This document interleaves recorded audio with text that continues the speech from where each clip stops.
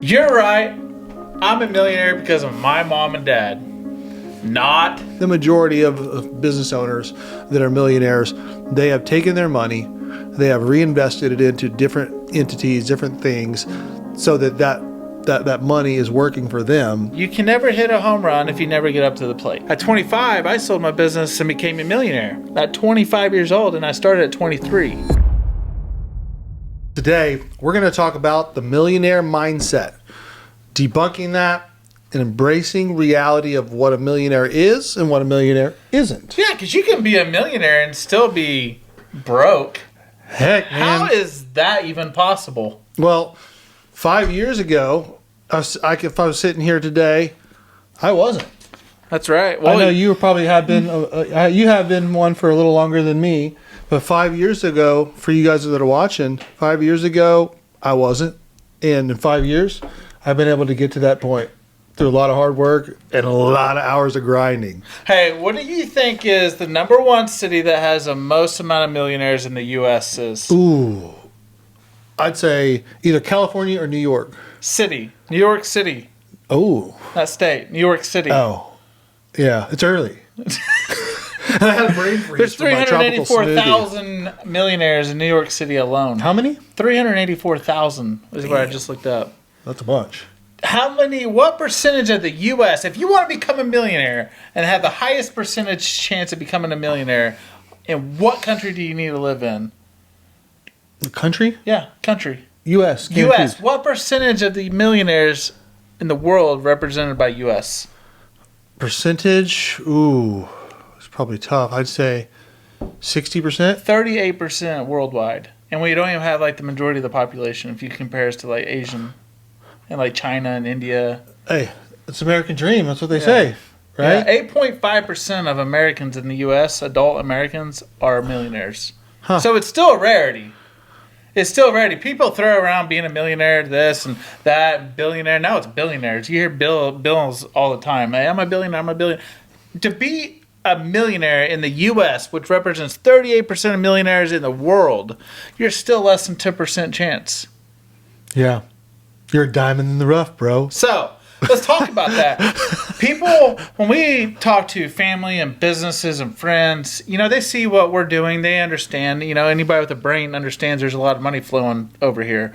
So, let's talk about some myths that I hear constantly of running multiple companies that have well over a few hundred employees if you add everything together, and a multi tens of millions of dollars in real estate that we have built from ground up, and built these services companies from our own very hard working back with no family money, no syndicated agreements, no private equity money, no raising capital, pure our own hard work, the banks believing in us, and leveraging literally every single thing we have in our life to go after something and go after our dream.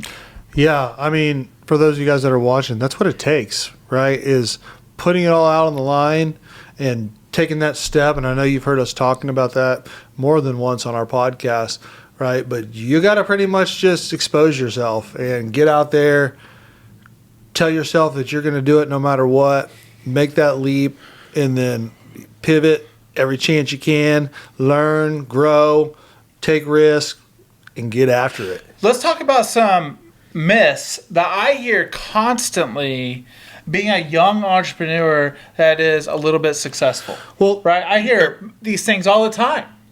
Are you cool? I was going to tell everybody before we got into the myths what a millionaire really is and kind of what it is. Yeah, you want me to explain that? Yeah, I'll start it off. So, I mean, and you can kind of chime in, but, when people say they're a millionaire, just so everybody's listening, that does not mean that they necessarily have $1 million in liquid cash in their bank account. No. Right?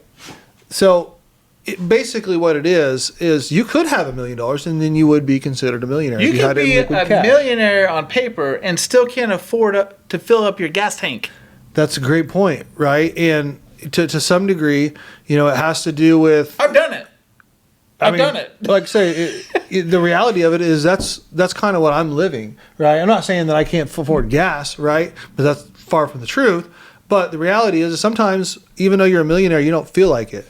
I have, equity that's well over millions of dollars. And you're like, doesn't feel like it sometimes, but it's out there. And as soon as we make some contract go through, as soon as we sell something, it's going to be reality and in your hand and tangible, right? Banks they like that money. Banks like looking at the money. We like, as a person that grew up in a middle household income, we like seeing the money. Yeah. There's nothing like getting on your bank account, logging in, and be like, damn, hell yeah. Yeah, man. Versus looking at a personal financial statement, showing everything you own, and showing what it's worth, and then showing what you owe on it, and that's called your equity, and that adds up over whatever you own, right? Real estate, service companies, and then it pops out a number, and it's worth XYZ millions in the positive, but that's something you can't physically touch. Yeah. And that's why I wanted the separation that I wanted to make so people can understand. I'm not saying we do or we don't have $1 million in cash in the bank, but at the end of the day, you can and you don't have to have it in there, and you can still be a millionaire. So understand that. But go ahead with the myths. Let's talk about some myths, because before I get started in myth number one, okay? Myth number one, there's 4 or 5 myths I want to go over, and we'll be brief about them, but let's talk about something I always hear. Yeah. Is it must be nice to be a millionaire. And for you watching, there's probably many of you, 8.5%, depending on what percentage of our audience is from America, which is a large percentage. But, more than likely, if you're watching this podcast, you're trying to become a millionaire. You're trying to do something with your life. You're trying to start a business. You're trying to take it to the next level, right? Mm-hmm. And if you're already in the business entrepreneurship world, you're trying to grow it and try to take some of our advice and put your own spin on it and run with it, right? And that's what it takes to become a millionaire. But it's tough. People know that we have millions and millions of dollars in equipment. There's a lot of equity in here, but it's tough. Just because you hear this millionaire, don't feel degraded if you're a business guy and you're not there yet. A lot of people never get there. A lot of businesses will make a lot of business owners not millionaires, right? Yeah. And another thing to consider is that's why I told you the story earlier, is it can change in as quick as a year, right? It can change in as quick as one video if you're social media. Good point. So don't get discouraged if you're not and you're trying to, be financially free. And don't get discouraged. You just got to keep after it, keep going. Whatever your dream is, you got to jump that, make that leap. You got to keep going. So, and we're doing that right here in this podcast. When we started this podcast, we said we're going to give ourselves 2 years of not quitting, no matter what happens. Yep. We have continued on this. We're a year and 3 year, 4 months into this, and we started out with 0 subscribers, not even knowing how to do anything, never doing a podcast in my life. To Eric and I have changed our name in this podcast up a couple times, got a little bit better shooting these and a lot more comfortable, right? And we just hit 25,000 subscribers, right? We're Alex over here is telling us we're about to be monetized, so we have well over 4,000 watch hours, organic watch hours. So sometimes it can take time, and sometimes it can happen overnight. In our case, most of the time, it takes a lot of hard work and a long period of time. Yep. On in almost any adventure that we go on. And then sometimes, like me, you don't feel like you are. You don't feel like you're a millionaire some days. You're just... I feel broke. Yeah. To be honest with you, I feel more broke today than I did when I had like $10,000 in the bank account when I was 21 or 19 years old. And just remember this last little tidbit of advice. I think is going to be is that just because if you know a millionaire or you are one, then it's probably going to resonate. But is those people, generally speaking, 88% of them are self-made, and they've worked their tail off and are probably still working their tail off, and you don't get to see all those hard times that they go through and those hard decisions and those challenges that they face, right? Or those little wins that they get, and just they happen to have enough wins to get to that situation. And everybody thinks in their mind that a millionaire is driving a Lamborghini and flying around in a jet and dressing all this Louis Vuitton and Gucci and all this stuff. The average millionaire looks like a guy that could be holding a cup on the side of the street. They don't wear usually fancy clothes. They usually don't drive the best vehicles. They're usually conservative. And that's going to myth number one. Let's start there. Okay. Is you must make a lot of money to be a millionaire. Like you have to have 6 figures to build wealth. You have to have all this. No, you hear it all the time. There's multiple different types of varieties of careers that make a lot of money. For example, doctors. There's a lot of doctors that are broke. They spend every single bit of their income just to put on this persona that they're killing it. And they are, but they have no money, right? Teachers, there's a lot of teachers that are millionaires and they make $35,000 a year and $45,000 a year in Oklahoma. They save their money. They're conservative. They don't do anything crazy. They invest. And they have good, consistent careers for a long period of time. Yep. There's some doctors that make millions a year and literally are broke. They're filing bankruptcy, right? So you don't have to it's not really about the cash flow. It's about where it goes and how you spend it and where you put it and where you put it to generate more money. Yeah, and to me, it's all about, saving your money, number one, and then recognizing money as a tool, right? And not like something that you're keeping sacred and you're holding to yourself and you don't want to spend it. Most people who make a lot of money, their money makes money for them, right? Exactly. You have to save up enough money. You have to figure out how to utilize that money to bring more money in. So it's not just and some people can, like doctors or some lawyers and things, they may just be able to, they make enough to just accumulate millions in cash. That could happen. But I would say the majority of business owners that are millionaires, they have taken their money, they have reinvested it into different entities, different things, so that money is working for them and it is bringing money into the table. Yeah, we leverage our net worth and we buy real estate. We buy rental assets and our customers pay down our crypto principal. So XRP to the moon. You don't have to make a lot of money to be a millionaire. It's not what you make. It's how you spend and how you keep it. Yep. Right. So let's go to myth number 2. I hear it all the time. You must have just been lucky. Hey, sometimes I do feel like I'm lucky. It's kind of like I always say, you can never hit a home run if you never get up to the plate, right? I love that, yeah. So if you have a guy throws 100 miles an hour fastball, I don't care if you close your eyes and swing. Sometimes you get lucky and you hit the ball and it just goes as far as it goes over the fence, right? But in my head, most millionaires, they build it through what we always preach is slow, consistent growth, right? And smart growth. You can go up and you can come back down just as fast. We like to take those incremental steps in a positive way over a period of time, and usually in a fast period of time, but in a period of time where it's sustainable and we build a good foundation, and over time we make a lot of money. We have seen many people walk in this office and we get jealous about it and we talk about it and we laugh about it because we just haven't got that lucky. Sometimes they hit big jackpots at the very beginning. And you're like, God dang, why can't that happen to us? But most of the time, from my experience, I'm 38 years old. I've been working for myself for 15 plus years, and I started with no money.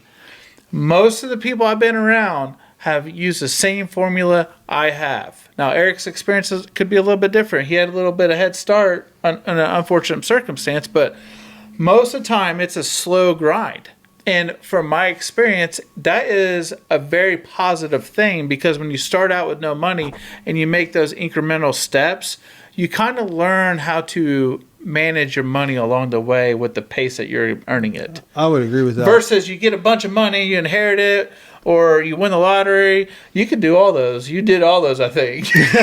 I've been pretty lucky, I will say, right? So I'll tell you a quick story. It isn't necessarily 100% luck, but it's kind of how I like to look at it. Is I walked in, I was going to do portable toilets. I'd never done portable toilets. I hardly knew what they were, right? But I got an opportunity to sit in front of a group of people that gave me my very first contract, and I'm not saying I prepared my butt off the best that I could, but I had never owned a toilet.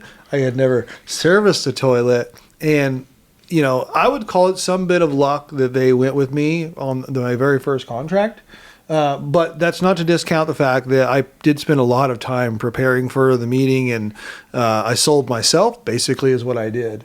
But I think it's kind of funny that that's how I kind of got my start, is if you think back, if I got put into this meeting and they're like, if you land this, we're off and running. and it was a great contract, and I go in there, I mean, shit and nickels pretty much. You know what I mean? I had no idea really what I was doing. I had prepared the best that I could and went in there, sold myself, and to some degree, I got lucky. And that's kind of all what started my journey in what we're doing here with you. I agree. So it's kind of neat to say. But anyways, that was just a side story. So most millionaires aren't lucky. They work their ass off. They put in the time and effort. And eventually over time, if you're lucky and you put in and you're conservative and you use the right business principles, you can usually end up with more money than you started with. Yeah. Right? Yeah.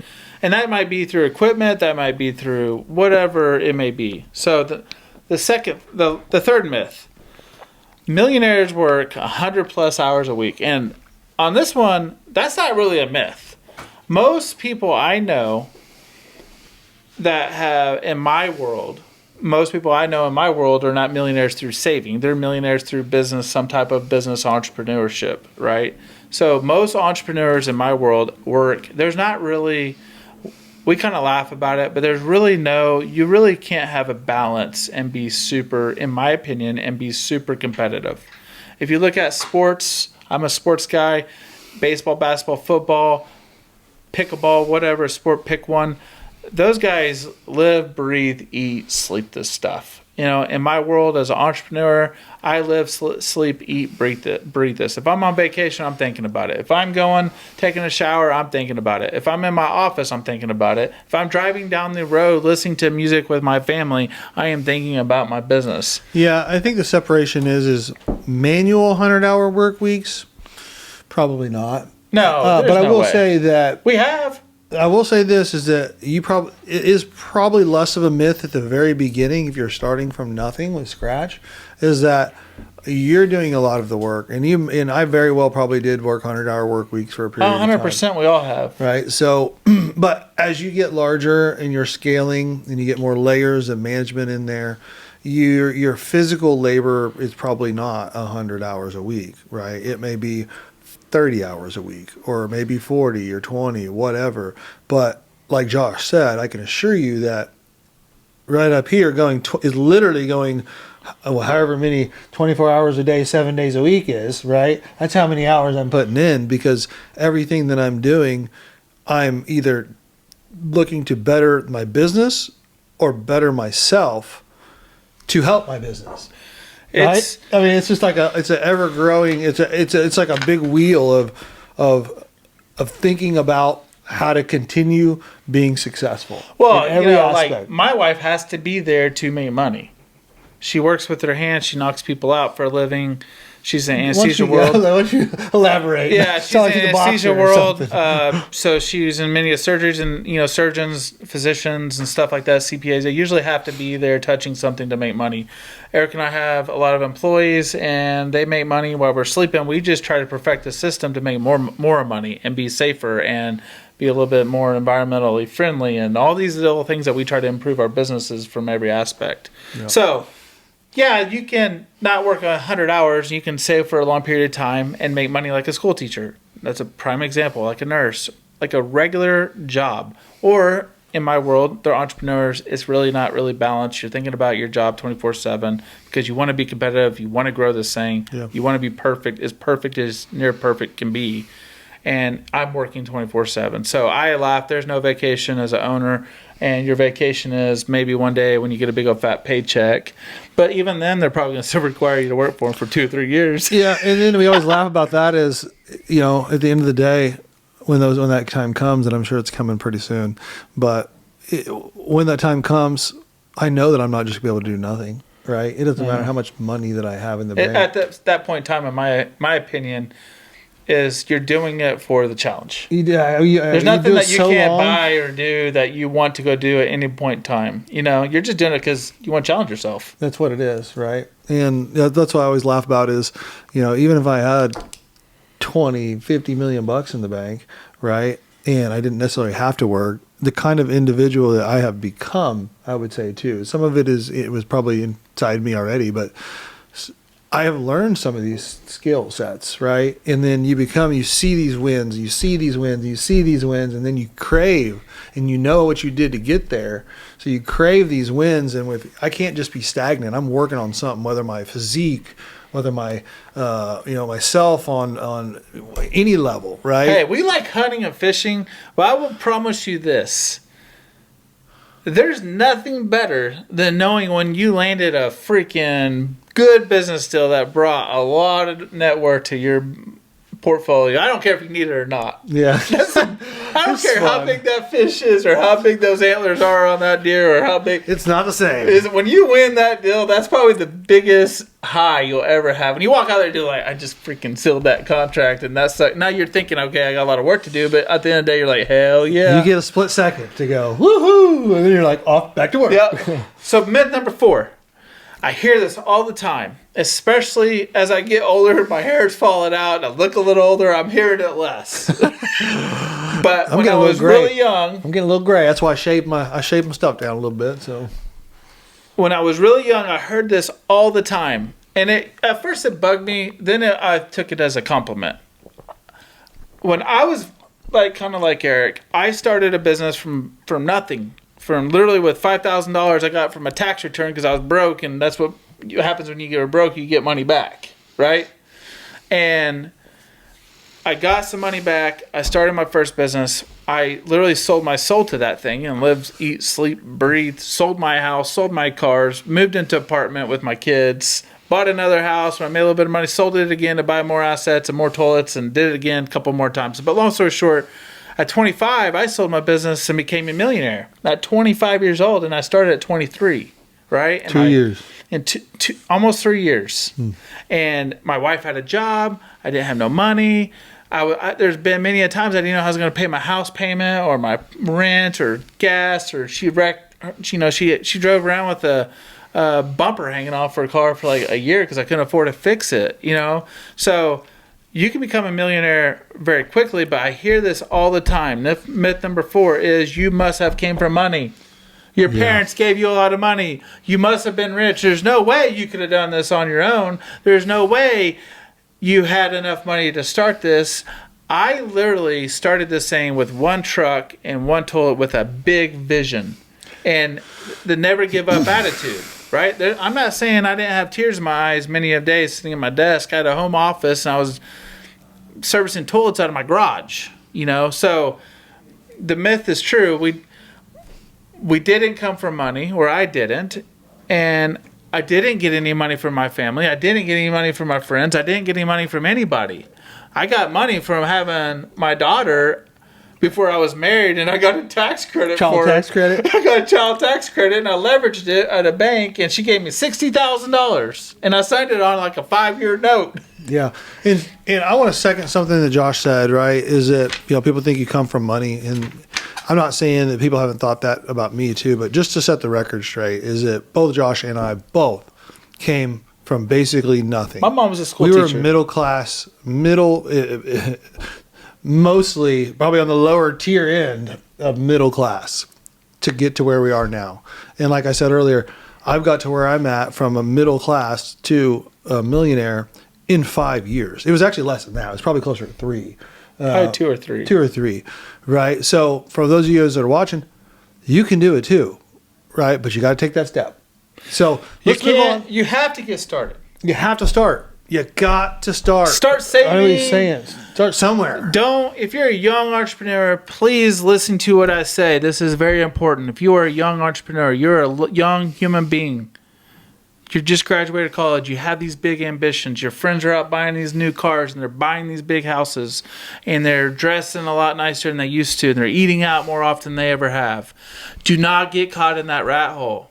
Well, I love that. And so what we're going to talk about now is what the millionaire mindset actually is, and it leads on to just what you were saying. Yes. And it is our favorite word, delayed gratification. Yes, do not get in that rat hole because you are going to be presented. I had a gentleman I respected a lot. He was a very successful entrepreneur in a lot of variety of different fields. And one thing he always said, he goes, Cardinally, everybody on the face of this earth is going to get presented 1 to 5 different great opportunities in their life. The difference between the ones that take them and the ones that don't is fear.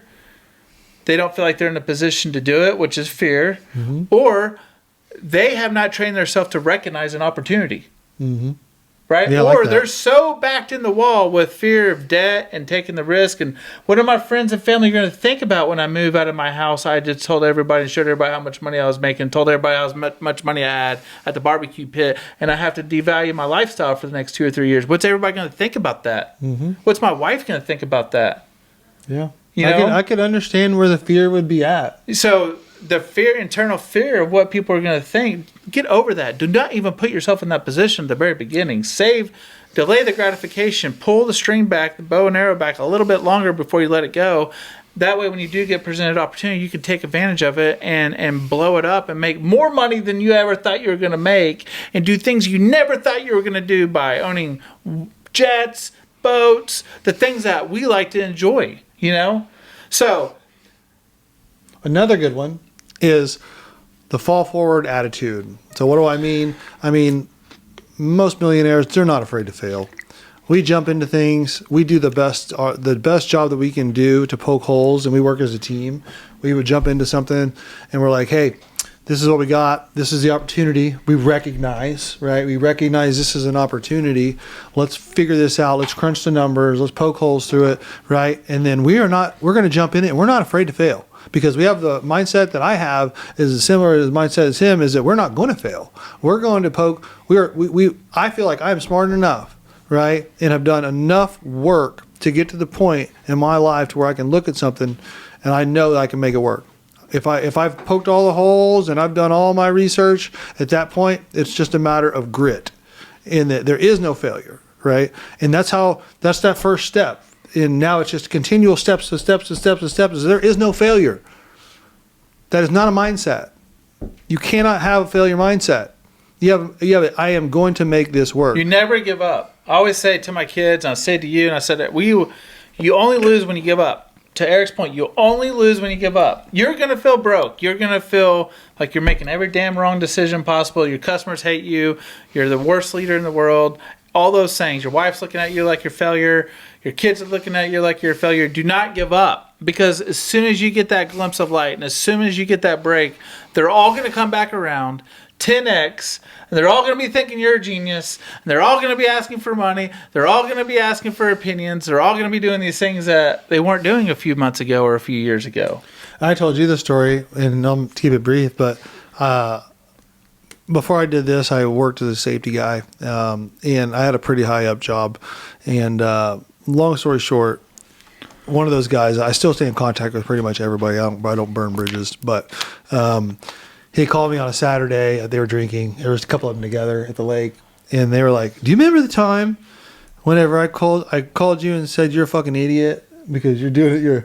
I can't believe you left this job to go be a toilet guy. You left the six-figure corporate job and I'm about to retire." That's another thing Eric's not being humble about. His boss, he was already in a big company. His boss was getting to the point and age that he was about to retire. Yeah, they were grooming me for that job. Eric was going to take that position over. Yeah, and I was like, I'm taking this leap, right? And we talked about that in the past. But after he about just went broke. Yeah, after I'd already went broke doing the same thing, right? So I've had some lessons. I've learned some hard ones. And that's why we do this, right? Is to teach some of these lessons and what it takes. But, is they called me and they said, "You remember the time I told you that?" And I started laughing. And I was like, "Yeah, of course I do. I don't forget that kind of stuff." You know what I mean? Yeah. And then they were like, "We're fucking wrong." I was like, yeah, you were. They're like, "We cannot believe the kind of stuff that you have going on with your life." But you don't even realize what you're saying. What he's saying is, Eric got some money. He started a business, wrong partner, went to shit, failed. Lost hundreds of thousands of thousands of dollars at a very early age. He had the right mindset of going business with himself, wrong structure, wrong partner, went to shit, ended up on a lot of people's money, got a corporate job, thinking that was going to be his route. I presented opportunity to him. He took full advantage of it, never gave up, got back into the role at the worst timing ever. Myth number, 1. You must have 6 figures to build wealth. He wasn't making he was making 6 figures, but he just got the job. Yeah. He's like probably seeing a glimpse of You know, like finally a little freedom. Yeah, not free check there. to check. Myth number 2, you just got lucky. No, he got presented an opportunity. He trained his mind to see what opportunity. He saw what I've already done. He's like, yes, I want some of that. He trained his mindset. And, you know, myth number 4 is he came for money. He did not come for money. He already tried it, went broke. Yeah. You know, it's kind of but funny he never to think gave about. up. So, Yep. money could be the best thing in the world, and it's a lot better to have money than no money. I don't care what anybody says. I've had no money, and I've had a lot of money, and I'd rather have a lot of money than no money. Yeah, I mean, and anybody says that's stupid. Yeah. So another one of my favorite ones on here for what a millionaire mindset actually is, and that's a learning obsession. So, and that couldn't be further from the truth. I have a learning obsession. Whatever it is I'm in, I'm going to learn about it, and I'm going to learn to be the best at it, right? And you have to continually learn your craft. And whatever you're trying to get into, whatever you like, whatever you think you might be pivoting to, you better be learning. You better be spending lots and lots and lots and lots and lots of time learning, right? At this point, I drive to Oklahoma City and back. I'm literally listening to books on tape about how to sell and how to this and that and that. You know what I mean? Like every second of the day, I feel like I have to be personally learning or bettering myself too. And I feel like today in 2025, in my opinion, for the way I like to learn, I'm not a guy that's going to go sit there and read 18,000 books. Yeah, me neither. You hear about those guys are like, I read a book every month. I'm like, you're crazy. I don't have that time, I don't even really like reading. You know what I mean? But the way 2025 is, I got TikTok, I got Instagram, I got YouTube. I like watching this. And at night, when my wife gets mad at me, I got to watch it with my captions on, so I'm forced to read. Reading. I tried to learn Spanish one time, so I put in Spanish. I gave up on that real quick. I have tried so many times to learn Spanish. I am the worst language guy ever. There's just so many ways to learn really quickly and speed yourself up. There's so many resources, you know, that are in 2025 that we didn't have in the back in the day. So let's end it with this. Millionaire mindset. It is a mindset, right? There is a lot of myths behind it. I've been rich on paper and broke in the bank, right? And I've been rich in the bank and feel broke on paper. I'm like, I got a lot of cash, I got no assets. I got a lot of assets, I got no cash. It can go both ways. You know what I mean? So when you're building a business, your CPA is going to look at you and be like, you are now a millionaire, and you're going to look at your bank account, and you're going to look at around you, and you're going to look at the lifestyle you've been living. Like, where'd it go?